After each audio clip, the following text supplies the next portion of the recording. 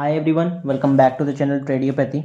सो आज अपना episode number 6 है। मुझे पता है काफ़ी टाइम के बाद ये एक वीडियो आ रही है, कोर्स का वीडियो आ रहा है, लेकिन मैंने आपको जैसे कि अपडेट करा हुआ था कि मैं बाहर गया हूँ, ट्रैवल कर रहा हूँ। सो अब रेगुलर बेसिस पे हर वीकेंड पे जैसे सैटरडे को अपना शेड्यूल था, अब वो वीडियोस लगातार आते रहेंगे। तो बेसिकली अभी तक हमने इस कोर्स में क्या देखा, हमने इस कोर्स में देखा कि ट्रेडिंग किस तरीके से स्टार्ट करनी है, स्टॉक मार्केट में जर्नी किस तरीके से स्टार्ट करनी है। फिर हमने देखा कि फाइनेंशियल मार्केट एक्चुअली वर्क कैसे करता है। काफ़ी सारे लोगों को यही नहीं पता होता कि लॉजिक क्या है, बेसिस क्या है मार्केट्स के पीछे चलने का। तो वो सारी चीज़ हमने डिटेल में शेयर करी एपिसोड 2 में।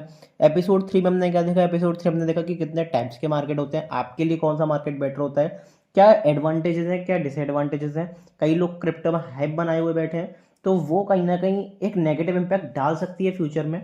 मैं नहीं कह ये नहीं कह रहा हूँ कि बिल्कुल डालेगी, लेकिन क्या उसके ड्रॉबैक्स हैं क्रिप्टो मार्केट के, वो हमने एपिसोड 3 में कवर करा हुआ है। तो जिसने अभी तक वो सारे एपिसोड्स नहीं देखे हैं, लाइन बाय लाइन प्रोसेस में रहो। मैं बार बार वही कहता हूँ कि सारे एपिसोड्स लाइन बाय लाइन देखोगे तो आपके लिए ज़्यादा बेटर अपॉर्चुनिटी रहेगी, ज़्यादा बेटर रहेगा आपके लिए सीखना।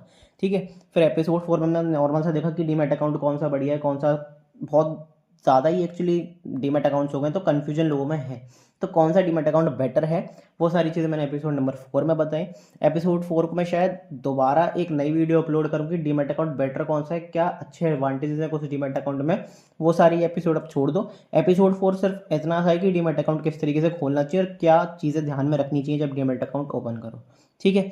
एपिसोड 5 कौन सा है, एपिसोड 5 अपना है कि सेगमेंट्स कौन से होते हैं स्टॉक मार्केट में, अलग अलग सेगमेंट्स होते हैं, एफएनओ हो गया, कैश हो गया, सारी चीज़ें मैंने आपको शेयर करें। अब इस पार्टिकुलर एपिसोड में मैं क्या शेयर करूंगा, इस पार्टिकुलर एपिसोड में हम शेयर करेंगे कि कितने तरह के मार्केट्स होते हैं। बेसिकली टाइप्स ऑफ मार्केट्स नहीं, टाइप्स ऑफ ट्रेडिंग।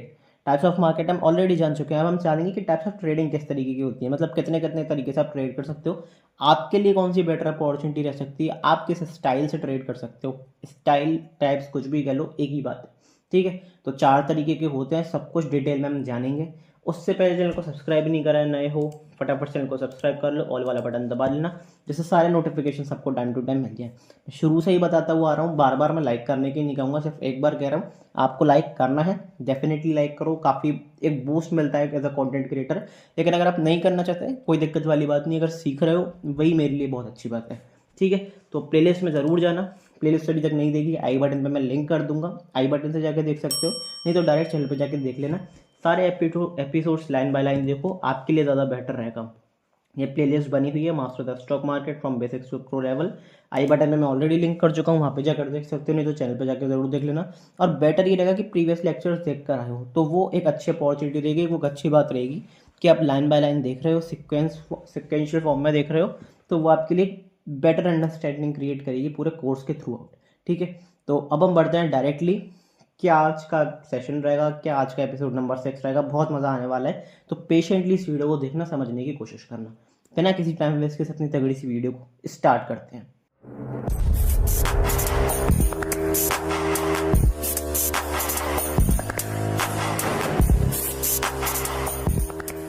देखो, अगर मैं टाइप्स ऑफ ट्रेडिंग की बात करूं तो बेसिकली ट्रेडिंग जो होती है वो 4 तरीके की होती है। टाइप्स कह लो, स्टाइल्स कह लो, यहाँ पे मैं लिख भी देता हूँ कि आप ऐसे स्टाइल्स भी कह सकते हो, टाइप्स या फिर स्टाइल्स ऑफ ट्रेडिंग। ठीक है। तो 4 तरीके की होती है मेजरली। तो पहली अपनी कौन सी होती है, पोजिशनल। मैं यहाँ पे एक बार लिख देता हूँ, फिर डिटेल में सब कुछ हम शेयर करेंगे। पहली अपनी होती है पोजिशनल, दूसरी अपनी होती है स्विंग ट्रेडिंग, तीसरी अपनी होती है इंट्राडे ट्रेडिंग। ठीक है, इंट्राडे का आपने बहुत नाम सुना होगा इंटरनेट के ऊपर, सोशल मीडिया के ऊपर। चौथी होती है अपनी स्कैल्पिंग, बहुत फेमस एक स्ट्रेटेजी कह लो या फिर एक स्टाइल कह लो, काफ़ी ज़्यादा ट्रेंडिंग में चल रही है स्कैल्पिंग, तो इसके बारे में भी हम डिटेल में जानेंगे। ठीक है। तो 4 तरीके की अपनी होती हैं ट्रेडिंग, पोजिशनल, स्विंग, इंट्राडे या फिर स्कैल्पिंग। अब क्या क्या चारों के एडवांटेजेस हैं, क्या क्या चारों के ड्रॉबैक्स हैं, वो आप खुद ही समझ जाओगे। बस आपको एक चीज़ यहाँ पे क्या ध्यान रखनी पड़ेगी, एक रूल कह लो या फिर कुछ भी कह लो, वो आपको ध्यान रखना पड़ेगा। कैसा रूल, मैं लिख के बता देता हूँ। Time is inversely proportional to the risk. अब आप पूछोगे भाई ये क्या कॉम्प्लेक्स सी चीज़ लिख दी आपने, time is inversely proportional to the risk. अब देखो, इसका मतलब कुछ ज़्यादा कॉम्प्लिकेटेड नहीं है, सिंपल मतलब है। इसका मतलब है कि अगर किसी भी इन्वेस्टमेंट में जहाँ भी आपने पैसा लगाया, अगर टाइम आपका ज़्यादा है, टाइम पीरियड आप ज़्यादा लेके चल रहे हो, तो आपका रिस्क जो है वो ऑटोमेटिकली कम हो जाता है, अगर आपकी एनालिसिस अच्छी है तो। फिर दोबारा बता रहा हूँ, एनालिसिस अच्छी है, लर्निंग अच्छी है, तो आपका time inversely proportional to risk है। मतलब टाइम अगर ज़्यादा पीरियड होगा, टाइम पीरियड आपका ज़्यादा बड़ा होगा तो रिस्क आपका कम होगा। और उसी जगह पे अगर आपका रिस्क ज़्यादा, बेसिकली अगर मैं क्या बात करता हूँ कि अगर आपका टाइम पीरियड कम होगा तो आपका रिस्क ज़्यादा होगा। कैसा? देखो, इसका एक एग्जांपल बताता हूँ, उससे आपको ज़्यादा बेटर तरीके से समझ में आएगा। अगर आप एक स्टॉक को 1 साल के लिए, 2 साल कह लो, 10 साल के लिए कह लो, 10 साल के लिए होल्ड करते हो और आपकी रिसर्च अच्छी है तो बहुत कम रिस्क हो जाएगा आपका। मतलब चांसेस ये है कि आपका प्रॉफिट बनेगा ही बनेगा, अच्छा प्रॉफिट बनेगा, क्योंकि आपका टाइम पीरियड बहुत बड़ा है। 10 साल एक बड़ा टाइम पीरियड होता है इन्वेस्टिंग में, ठीक है। उसी दूसरी तरफ अगर मैं बात करूं कि अगर आप 1 महीने की बात कर रहे हो, अगर आपके पास 1 महीने का टाइम पीरियड जो कि कम है, तो उसमें क्या होगा, रिस्क आपका बड़ा होगा।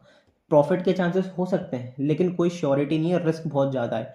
हो सकता है वो स्टॉक उस टाइम पे जाए, हो सकता है उस टाइम पे मार्केट के सेंटीमेंट डाउन चल रहे हो सकता है उस टाइम पे कोई न्यूज़ आ जाए नेगेटिव, तो वो कहीं ना कहीं उस स्टॉक को भी, ओवरऑल मार्केट्स को भी अफेक्ट करेगी, उस स्टॉक को भी अफेक्ट करेगी।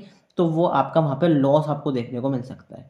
तो यही होता है कि जितना आपका टाइम है उसके अगेंस्ट में आपका रिस्क है। अगर आपका टाइम ज़्यादा है तो आपका रिस्क कम है। अगर आपका टाइम पीरियड कम है तो इसका मतलब आपका रिस्क ज़्यादा है। आई होप आपको समझ में आया होगा, भी बेटर तरीके से समझ में आएगा। एक एक करके अपन सब कुछ डिस्कस करेंगे, ठीक है। तो कोई कॉम्प्लिकेट करने वाली बात है नहीं। अब सबसे पहले बढ़ते हैं पोजिशनल ट्रेडिंग की तरफ। कि सर अपने पोजिशनल का मतलब तो नहीं बताया, पोजिशनल ट्रेडिंग बता दिया, पोजिशनल का मतलब क्या होता है। पोजिशनल ट्रेडिंग यहाँ पे मैं एक बार लिख भी लेता हूँ। पोजिशनल ट्रेडिंग बेसिकली होता क्या है? पोजिशनल ट्रेडिंग है कि जब आप लंबे टाइम तक होल्ड करते हो, मतलब जो आपका होल्डिंग पीरियड है वो बहुत ज़्यादा है। होल्डिंग पीरियड ज़्यादा मतलब सिंपल सी बात है यार, होल्डिंग पीरियड आपका हाई है, या फिर मैं कह सकता हूँ वेरी हाई है, ठीक है। तो इसमें होल्डिंग पीरियड हाई है, इसका मतलब क्या होगा? होल्डिंग पीरियड हाई है तो आप खुद ही समझ के चलो, आपका टाइम पीरियड ज़्यादा है। आप मान लो 1 साल के लिए कोई ट्रेडिंग, अपोजिट ट्रेडिंग से बात करूं तो मान लो अगर अभी चल रहा है जनवरी 2026, अभी चल रहा है जनवरी 2026, तो आपने कुछ नहीं करा, आपने आगे के लिए पोजीशन बना ली। आपने अक्टूबर का या फिर सितंबर का, यहाँ आपने इन मंथ्स में कोई पोजीशन बनाई है, यहाँ तक आपने कोई स्टॉक खरीद लिया, कोई स्टॉक का फ्यूचर खरीद लिया, कोई निफ्टी का फ्यूचर खरीद लिया। आपको लग रहा है कि 5-7 महीनों में जो है निफ्टी ऊपर जाएगा, मार्केट ऊपर जाएगा, स्टॉक ऊपर जाएगा, तो आपने वो खरीद लिया, ठीक है। सिंपल सी बात हो गई। या फिर आपको ऐसा लग रहा है कि 6 महीने बाद निफ्टी नीचे मिलेगा, बहुत क्रैश आ जाएगा एक, तो आपको आपने क्या करा, निफ्टी के फ्यूचर्स को बेच दिया। तो टाइम आपका ज़्यादा है, आपकी जो ट्रेड है उसके चलने के चांसेस ऑटोमेटिकली ज़्यादा हो जाएंगे। इसका मतलब क्या हो जाएगा, आपका रिस्क कम हो जाएगा। मैंने ऊपर बताया था कि टाइम जहाँ पे ज़्यादा होगा, टाइम पीरियड आप टाइम दोगे अपने स्टॉक को, अपने इंडेक्स को परफॉर्म करने के लिए टाइम दोगे आप, उतना आपका रिस्क कम हो जाएगा और आपको बार बार देखना भी नहीं पड़ेगा।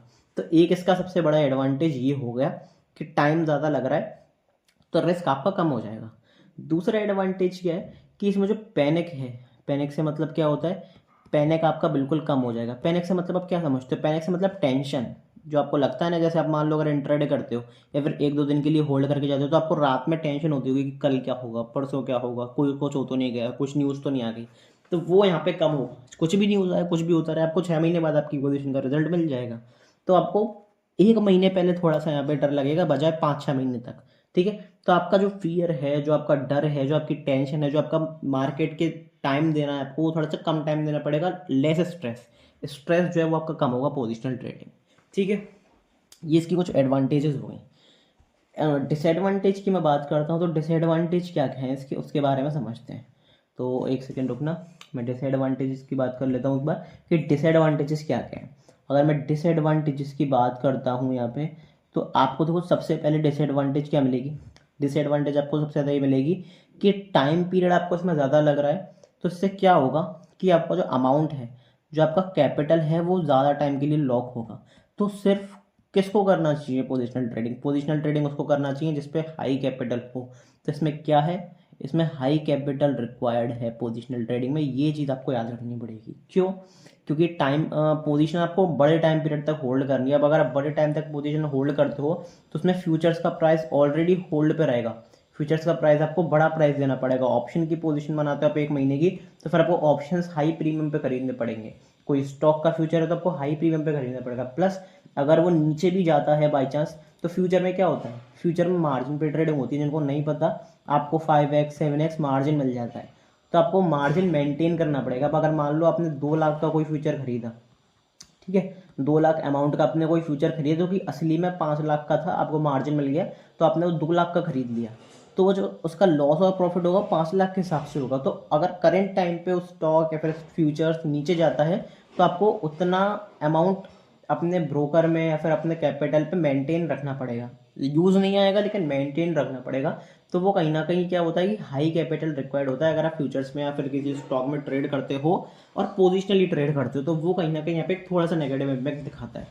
दूसरा इसमें इम्पैक्ट क्या दिखाता है कि इसमें क्योंकि यहाँ पर रिवॉर्ड बड़ा है, मैंने बताया था फर्स्ट वीडियो में, शुरुआत की वीडियोज़ में बताया था, रिवॉर्ड बड़ा है तो इसका मतलब रिस्क भी बड़ा होगा। अगर आपके ट्रेड अगेंस्ट जाता है तो फिर वहाँ पे थोड़ा सा रिस्क भी बड़ा होगा। ठीक है, समझ गए ना। जैसे मान लो अगर मैं छोटी ट्रेड की बात करूँ, मैं मान लो ये कह रहा हूँ कि कोई स्टॉक या कोई इंडेक्स कोई स्टॉक या फिर कोई ऑप्शन 10 रुपये ऊपर चला जाए तो मुझे प्रॉफिट हो जाए। तो यहाँ पे आप अगर 1:2 का रिस्क रिवॉर्ड रख रहे हो तो आपको क्या होगा, 5 रुपये का लॉस हो जाएगा। या तो आपका 5 रुपये का लॉस होगा या फिर 10 रुपये का प्रॉफिट होगा। लेकिन वहीं अगर रिस्क रिवॉर्ड हम सेम रखते हैं 1:2, तो अगर आप मान लो रिवॉर्ड यहाँ पे 5-10 रुपये नहीं देखोगे, आप यहाँ पे देखोगे कि 500 रुपये स्टॉक ऊपर चला जाए, क्योंकि आपका पोजिशनली आप होल्ड कर रहे हो। कोई 5,000 रुपये का स्टॉक है, 500 रुपये ऊपर चला जाए तो यहाँ पे अगर आपका 1:2 के हिसाब से प्रॉफिट 500 रुपये का है, बड़ा टारगेट है, तो आपका रिस्क भी 250 रुपये का रहेगा। तो अगर वो आपके अगेंस्ट में गया तो आपका एसेट 250 रुपये का जाएगा। तो वहाँ पे बड़े कैपिटल पे बड़ा नुकसान हो सकता है। तो ये एक रिस्क बना रहता है। At the same time advantages भी हैं, at the same time risk भी हैं। ठीक है, तो ये कुछ रिस्क है पोजिशनल ट्रेडिंग में, कुछ एडवांटेजेस है पोजिशनल ट्रेडिंग में। तो ये आपको समझ में आया होगा। बड़ी टाइम पीरियड के लिए जब आप होल्ड कर रहे हो, किसी पोजीशन बना रहे हो, तो वो होती है पोजिशनल ट्रेडिंग। आपने काफ़ी सुना भी होगा कि पोजिशनली ट्रेड ले लो, ये कर लो, वो कर लो, मेरी वीडियोस में भी सुना होगा। अब इसमें एक चीज़ और कि एनालिसिस कौन से टाइम फ्रेम पे करते हैं पोजिशनल के लिए। तो अगर मैं टाइम पीरियड के बारे में बात करता हूँ, यहाँ पे टाइम पीरियड लिख देता हूँ। अब देखो इसके नोट्स जो है ना वो सब आपको टेलीग्राम ग्रुप पे मिल जाता है, उसके बारे में आगे डिस्कशन करेंगे। लेकिन देखो टाइम पीरियड कौन सा एनालिसिस के लिए यूज होता है। आपको पोजीशन छोटे टाइम फ्रेम पे नहीं बनानी है, आपको पोजीशन बड़े टाइम फ्रेम पे बनानी है। मतलब बड़े टाइम पीरियड के लिए बनानी है, 2 महीने के लिए, 4 महीने के लिए, 6 महीने के लिए। तो इसमें एनालिसिस कौन से टाइम पीरियड पे करनी पड़ेगी, या तो 1 डे टाइम फ्रेम पे या फिर 1 वीक टाइम फ्रेम पे। पता है ना टाइम फ्रेम का मतलब, वो टाइम फ्रेम कैसे सेट करते हैं अपने ब्रोकर में। वो मैंने आपको एपिसोड 4 में सबको सिखाया हुआ है कि ब्रोकर किस तरीके से यूज़ करते हैं, सारे टूल्स वगैरह। ठीक है, तो एनालिसिस आपकी कौन से टाइम फ्रेम पे रहेगी, 1 डे टाइम फ्रेम पे प्लस 1 वीक टाइम फ्रेम पे। क्यों? क्योंकि आपको पोजिशनली ट्रेड को होल्ड करना है। आप ऐसा नहीं कर सकते कि 15 मिनट पे एनालिसिस करके पोजीशन बना लो, वो बहुत रिस्की हो जाता है। तो यहाँ पे आपको क्या करना पड़ेगा, पोजिशनली बनाने के लिए आपको टाइम फ्रेम भी बड़ा चूज करना पड़ेगा। दूसरी अपनी होती है स्विंग ट्रेडिंग। स्विंग ट्रेडिंग कौन सी होती है उसके बारे में बात करते हैं। देखो स्विंग ट्रेडिंग बेसिकली क्या होती है उसके बारे में बात करते हैं डिटेल में। अब मार्केट देखो, मान लो अप ट्रेंड में है ऐसे करके, या तो मार्केट डाउन ट्रेंड में है। अब देखो मैंने आपको चीज़ बताई थी, अगर आपको याद हो या फिर अभी तक नहीं बताई है तो बता देता हूँ कि मार्केट में ना एक करेक्टिव मार्केट वेव्स में चलती है। Corrective waves, impulsive waves. Waves का मतलब आप नहीं समझोगे, ज़्यादा डिटेल में नहीं जाना। हाइयर हाइज हाइयर लोज की फॉर्म में चलती है, या फिर lower lows lower highs, lower highs lower lows की फॉर्म में चलती है। मार्केट अगर ऊपर जाना है तो कभी भी पैराबोलिकली नहीं जाएगा, या फिर गिरना है तो कभी भी पैराबोलिकली नहीं गिरेगा। अप साइड गया, फिर डाउन साइड आया, फिर अप साइड गया, फिर डाउन साइड आया, फिर अप साइड गया, फिर डाउन साइड आया, फिर फर्दर अप साइड गया। ठीक है, इस तरीके से market up side down side जाता है। ऐसे ही डाउन साइड जाना तो क्या होगा, डाउन साइड गया, अप साइड गया, डाउन साइड गया, अप साइड गया, डाउन साइड गया। इस तरीके से मार्केट डाउन साइड जाता है। तो उसमें बेसिकली क्या ध्यान रखना है, उसमें ये ध्यान रखना है कि स्विंग्स पे ट्रेड करो।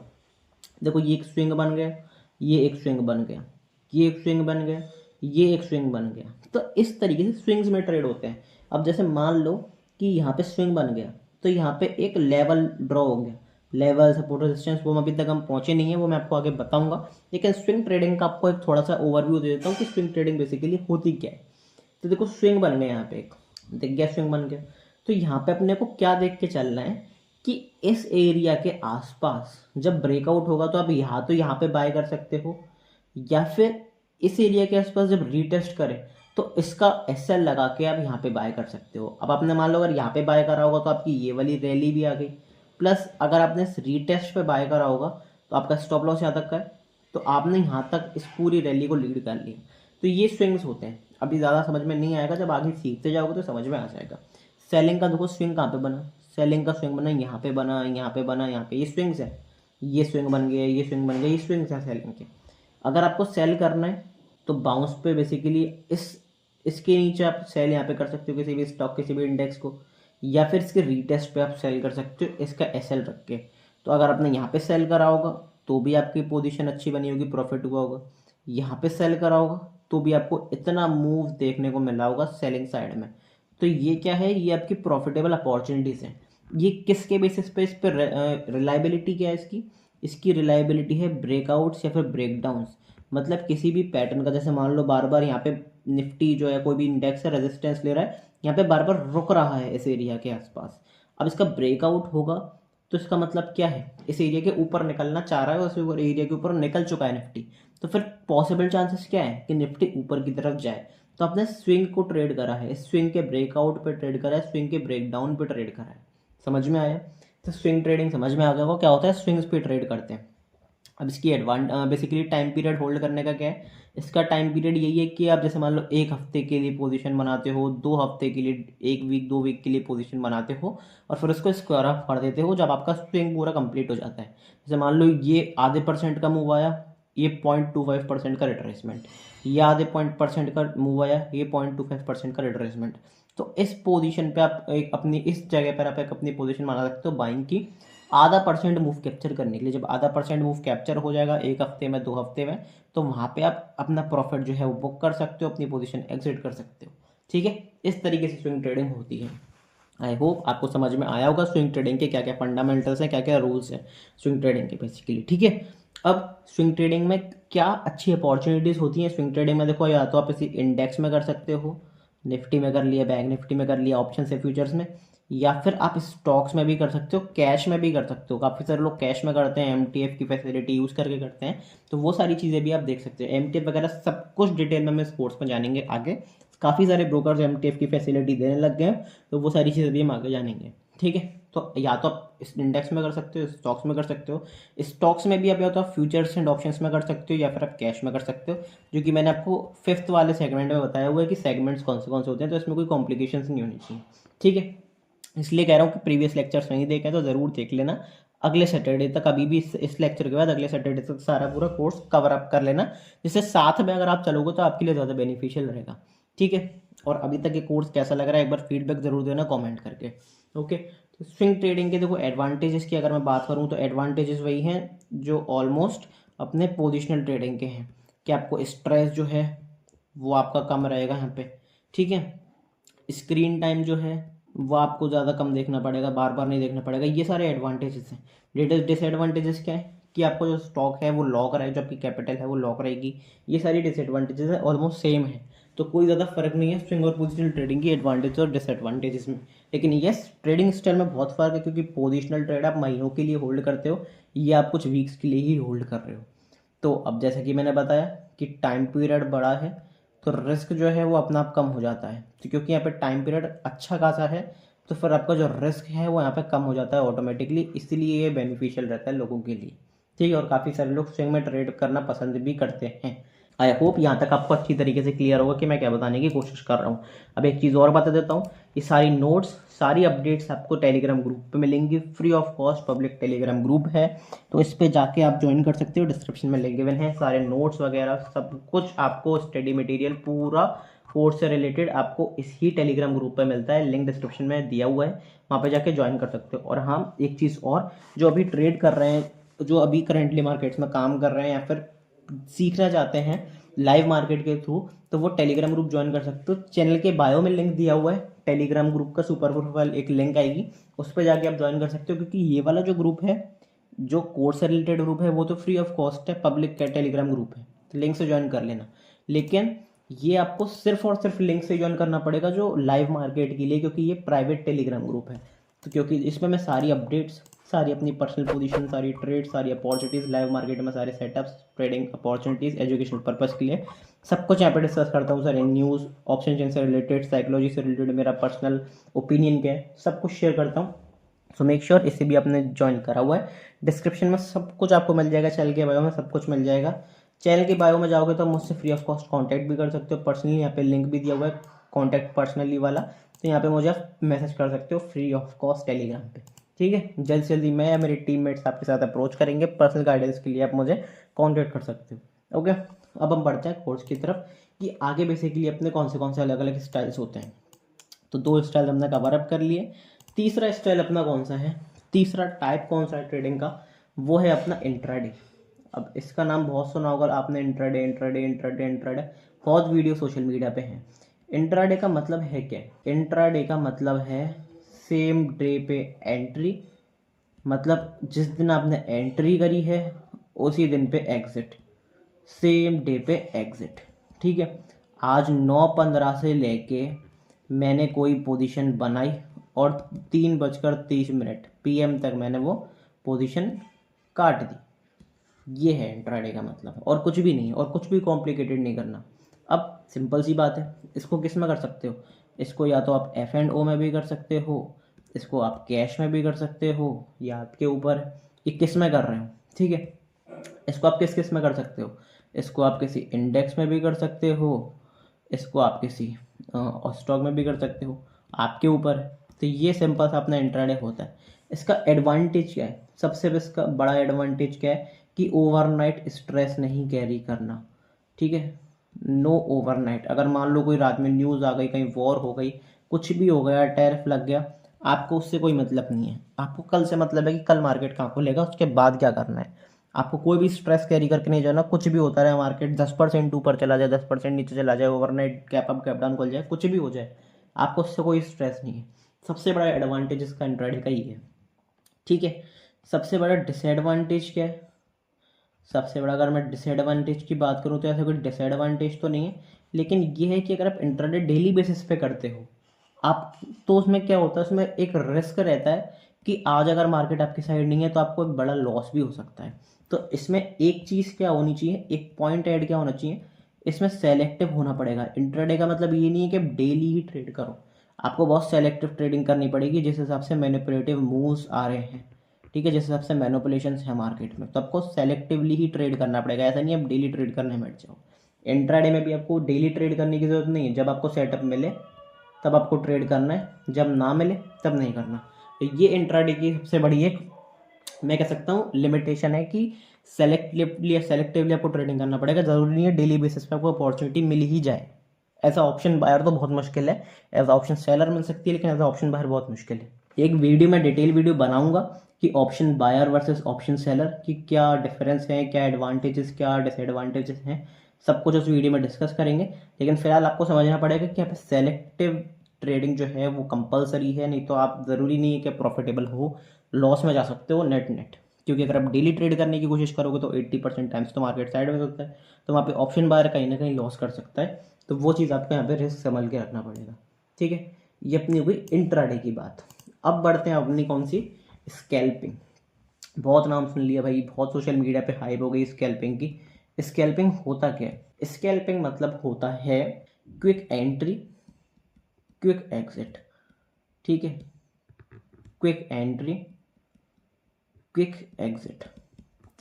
अब सबसे बड़ी बात क्या, क्योंकि इसमें टाइम पीरियड बिल्कुल कम है, इसमें आपके 2 से 5 मिनट लगते हैं आपको ट्रेड को एंट्री बनाने में, ट्रेड को एग्जिट करने में, बस 2 से 5 मिनट में हो जाता है। आप मानोगे नहीं, मेरा 20 सेकंड में भी हुआ एक ट्रेड।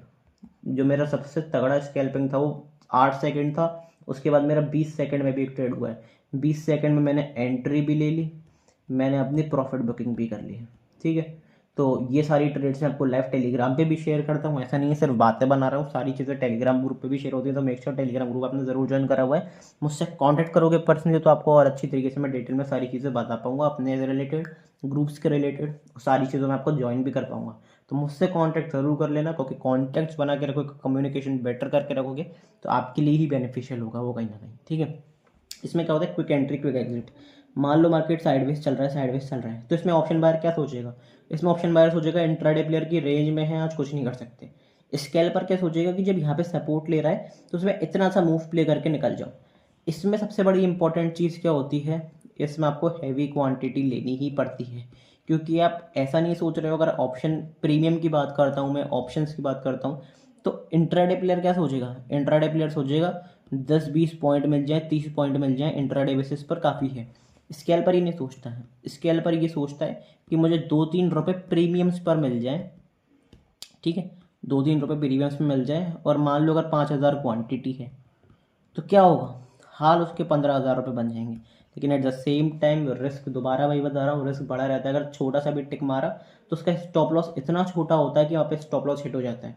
तो इसमें क्या इंपॉर्टेंट रहता है, इसमें रहती हैं मल्टीपल एंट्रीज, इसमें मल्टीपल एंट्रीज रहती हैं, हैवी क्वांटिटीज़ रहती हैं, रिस्क ज़्यादा रहता है, रिवॉर्ड भी एट द सेम टाइम बराबर ही रहता है, कोई ज़्यादा दिक्कत वाली बात है नहीं। लेकिन स्केल्पिंग में सबसे बड़ा ड्रॉबैक क्या है, सबसे पहले एडवांटेज की बात करते हैं। एडवांटेज क्या है कि आपकी जो कैपिटल है वो लॉक नहीं होती, क्विक रिजल्ट्स आपको मिल जाते हैं, या तो लॉस होगा या फिर प्रॉफिट होगा, और प्रॉपर सटीक स्टॉप लॉस या फिर सटीक टारगेट बुक होता है, और बहुत अच्छी खासी एंट्री बन सकती है आपकी। एडवांटेज ये। डिसएडवांटेज सबसे बड़ा क्या है कि मल्टीपल ट्रेड्स होते हैं। तो सबसे पहले तो क्या होता है, ओवर ट्रेडिंग का खतरा, कि भाई ओवर ट्रेड्स कर लिए, 20-20 ट्रेड हो रहे हैं दिन में। दूसरा क्या खतरा है, ब्रोकरेज का, जबकि ब्रोकरेज वहाँ पे बहुत ज़्यादा जाती है। अगर आपने मान लो 20 ट्रेड करे और आप पर ट्रेड में अगर STT ब्रोकरेज सब कुछ मिला के 70 रुपये भी दे रहे हो मान लो, तो आपके 70 × 20 के 40 हो गए। मतलब 20 ट्रेड बाइंग के, फिर उसको एग्जिट करोगे तो 20 ट्रेड सेलिंग के। तो बेसिकली अगर मैं आपको 140 × 20 करके दिखाऊँ तो कितना हो गया, 140 × 20 आपका कितना हो गया, 140 × 20 हो गया आपका 2800 रुपये। तो वो कहीं ना कहीं वहाँ पे आपको एक लॉस देखने को मिलेगा, एक तरीके से आपका लॉस ही है 2800 रुपये का। उसके बाद आपने जितना भी प्रॉफिट कमाया है वो आपका प्लस में रहेगा। अब अगर मान लो 2800 रुपये आपने ब्रोकरेज दे दिया और आपका दिन अच्छा नहीं गया, आपने कमाए 1000 रुपये, तो कोई फ़ायदा नहीं हुआ बहुत ज़्यादा, आपका 1800 रुपये का लॉस हुआ। नेट नेट भी अगर आप प्रॉफिट मान लो अगर प्रॉफिटेबल नहीं हो पाए, 1000 रुपये प्रॉफिट में आए, तो 2800 रुपये तो आपने ब्रोकरेज ही दे दी। तो आपको ब्रोकरेज का कहीं ना कहीं वहाँ पे ध्यान रखना पड़ता है। नेट नेट अगर आप 6 महीने का अपना P&L देखोगे एज स्केल्पर, तो आपको कहीं ना कहीं बहुत ज़्यादा कुछ बूस्ट अप नहीं मिलेगा, क्योंकि वहाँ पे ब्रोकरेज बहुत चली जाती है। तो ये सारी चीज़ें रहती हैं, ये सारी मैंने आपको बता दी कि क्या लिमिटेशंस होती हैं, क्या बेसिकली, और क्या अपनी एडवांटेजेस होती हैं। अब आप मुझसे पूछोगे कि भाई आपके लिए क्या बेनिफिशियल रहा है, आपने क्या करा है। तो मैं यहाँ पे अपना पर्सनल आइडिया बताता हूँ कि मैं क्या करता हूँ, वो सारी चीज़ें मैं आपको बताता हूँ। मैं अगर आपको बताऊँ तो मैं यहाँ पे पोजिशनली ट्रेड करता हूँ या फिर स्विंग में ट्रेड करता हूँ मेनली, ठीक है। मेनली वीकली एक्सपायरीज हो गई, मंथली एक्सपायरीज हो गई, मैं ट्रेड करता हूँ। इंट्राडे में कब करता हूँ, इंट्राडे में तब करता हूँ जब मार्केट साइडवेज हो। अगर मार्केट साइडवेज होता है तो मैं इंट्राडे परफॉर्म करना, ज़्यादा अपॉर्चुनिटी देखना यहाँ पे प्रेफर करता हूँ। ऐसा क्यों है, ऐसा इसलिए क्योंकि मैं एज अ ऑप्शन सेलर काम करता हूँ। मैं आपको फिर बता रहा हूँ, मैं ऑप्शन सेलिंग करके पैसा बनाता हूँ, मतलब ऑप्शंस बेच कर पैसा बनाता हूँ, चाहे कॉल बेचूँ चाहे पुट बेचूँ। तो ऑप्शन सेलर के लिए सबसे बड़ा बेनिफिशियल क्या होता है कि पोजिशनली दोनों तरफ के ऑप्शंस बेच दो, तो वहाँ पे एक रेंज में तो मार्केट रही नहीं, भले 500 पॉइंट की रेंज हो, 500 पॉइंट के यहाँ के कॉल बेच दी, यहाँ का पुट बेच दिया, ठीक है। तो उससे क्या होगा कि आप रेंज प्ले करते हो, एक रेंज के बाहर निकलेगा तो डेफिनेटली एक तरफ का स्टॉप लॉस हिट हो जाएगा, दूसरी तरफ का ऑप्शन आपको अल्टीमेटली पैसा दे देगा। तो यहाँ पे एक्यूरेसी अपने आप बढ़ जाती है, प्रॉफिट के चांसेस अपने आप बढ़ जाते हैं, ठीक है। तो वो सारी चीज़ें होती हैं। ये मेरा पर्सनल गेम प्लान होता है कि पोजिशनली ट्रेड करो, साइडवेज अगर दिख रहा है, प्रीमियम्स कम दिख रहे हैं, प्रीमियम्स मेल्टेड दिख रहे हैं, तो फिर इंट्राडे में साइडवेज भी ट्रेड कर सकते हो। स्कैल्पिंग मैं बहुत कम करता हूँ, लेकिन करता हूँ कभी कभी, जब मन करता है तो कर लेता हूँ। स्कैल्पिंग को मैं थोड़ा सा अवॉइड ही करता हूँ, ठीक है। मैं स्कैल्पिंग को अवॉइड करता हूँ, कभी कभी मन करता है तो कर लेता हूँ। अगर कोई बहुत बड़ा मुझे मोमेंटम दिख रहा होता है, ट्रेंडिंग मोमेंटम, तो उसमें मैं, वही होता है ना बहती गंगा में हाथ धोना, वहाँ पे मैं ये वाला एक छोटा सा मोमेंटम पकड़ लिया, एक्सिट कर दिया, ठीक है। तो वो सारी चीज़ें कर देता हूँ। पहले मैं बहुत करता था स्कैल्पिंग, लेकिन अब मैंने बंद कर दिया, मैं थोड़ा सा पोजिशनल की तरफ ही शिफ्ट हुआ हूँ। तो ये मेरा पर्सनल गेम प्लान रहता है। आपके हिसाब से आपको कौन सी ट्रेडिंग स्टाइल बेटर लगती है, वो आप मुझे डेफिनेटली कमेंट करके बता सकते हो। अगर आपको कुछ ऐसी दिक्कत लगती है तो मैं आपका सॉल्यूशन ज़रूर आपको बता सकता हूँ अपने एक्सपीरियंस से। 13 ईयर्स का मुझे एक्सपीरियंस है, तो वो सारी चीज़ें मैं देख चुका हूँ जिन फेजेस से आप गुजरे हुए हो। तो डेफिनेटली कमेंट करके मुझे ज़रूर बताना। वीडियो कैसा अच्छा लगा वो भी कमेंट करके बता सकते हो फीडबैक में। वीडियो को लाइक ज़रूर कर देना, कोर्स पर बने रहना। डेली बेसिस पर prediction video, analysis video channel पे आपको मिल जाएंगी, तो वहाँ पे जाके आप देख सकते हो। मिलते हैं अगली वीडियो में, तब तक के लिए goodbye, thank you very much.